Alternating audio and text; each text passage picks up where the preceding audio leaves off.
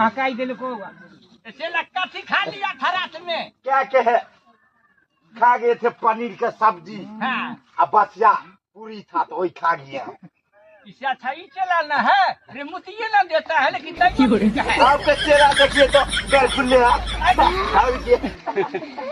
चला सुनो, बोलिए ना। तुम जो है कि तुम सबसे फरहर है, सबसे तेज है। हाँ, हमारे तो 75 के गवर्नमेंट पर नाम चलता है हमारा। अरे हमारे बल पर न चलता है ससुरा।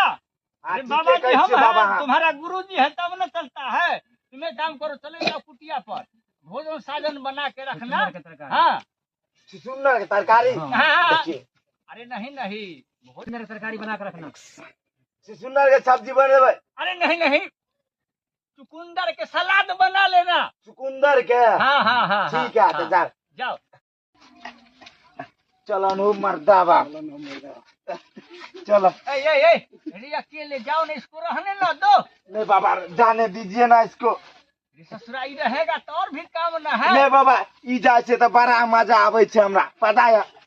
ये हमें जब अथी सब्जी ला रहे थे जन्ना घुसबैत रहे छे चूल्हा में, बोलिए बाबा। एगो घुसियाने वाला अलग से तुमको चाहिए। जाओ बाबा यह तो छे अभी चलते, बोलिए तुम्हें नहीं मेहनत लगते यो बाबा। जाओ ना जल्दी से। ठीक है।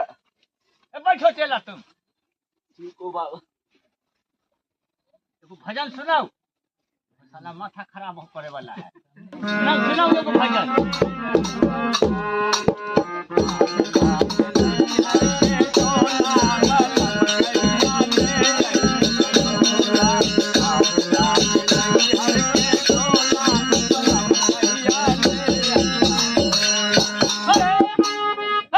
कथी यहाँ बजा रहा छी मरल वाला।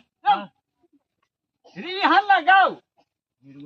अरे आग लाग नहीं हरे के टोला, आग लाग नहीं हरे के टोला, भातार दीना के